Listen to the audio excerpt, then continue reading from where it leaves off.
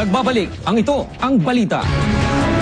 Kasabay ng mga naglalabasang sakit, nagbabanta na din ang pagtaas ng kaso ng rabies sa bansa. Pero ang dalawang opisyal ng Department of Health hindi magkasundo kung sapat ba ang supply ng bakuna kontra rabies. Ito ang balita ni Benedict Calasan.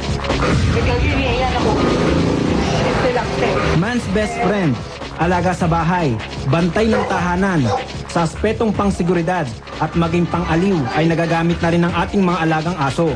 Si Mang Rudy, bata pa lang mahilig ng mag-alaga ng aso, kaya naman makikita ang pagmamahal niya sa kanyang labrador. Basta yung aso mamahalin mo lang, tuturing man nakapalang tao rin, ika-anuin. Pero kung pagmamalupitan mo, tagay tuturing mo siyang mag-ano tanga aso. Pero nagpaalala ang kagawaran ng kalusugan na huwag maging kampante sa mga alagang aso dahil ito ang pangunahing hayop na nakabibiktima ng mga tao ng virus na rabies. At dahil sa banta ng pagtaas ng kaso